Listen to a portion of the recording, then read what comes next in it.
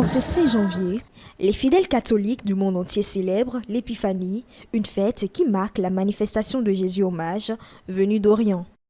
À la cathédrale Saint-Pierre et Paul de Parakou, une foule nombreuse se rassemble pour une messe spéciale. Dans une ambiance de ferveur et de recueillement, cette journée symbolise la lumière du Christ révélée à toutes les nations.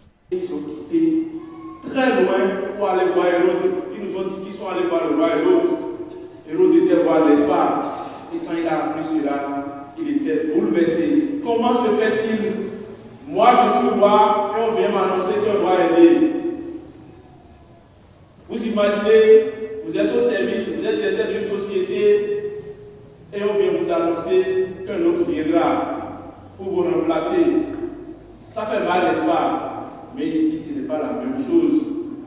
Hérode avait peur, on dit, et tout le peuple avec lui. Si Hérode peut savoir avec exactitude où était l'enfant, il irait le tuer.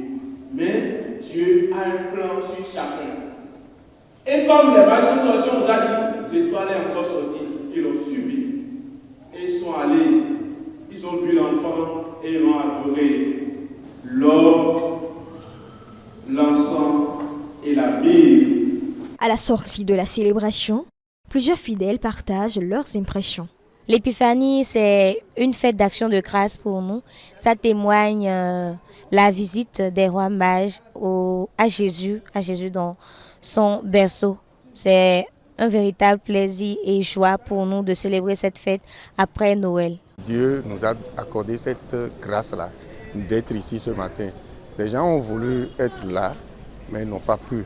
À tous ceux-là, nous avons une pensée et nous souhaitons que cette année nouvelle qui a commencé leur accorde davantage la grâce de vivre leur foi, la grâce d'être fidèle à Jésus-Christ. C'est la manifestation au monde entier, la révélation du Christ au monde entier à travers l'étoile brillante, à travers les rois mages qui ont une fois prouvé que le Christ est roi, prêtre et doit quitter le monde un de ces jours. Ainsi, la fête de l'Épiphanie, vécue dans l'intensité de la prière et des chants liturgiques, rappelle aux fidèles leur vocation à vivre dans la lumière et à devenir eux aussi des porteurs de cette lumière.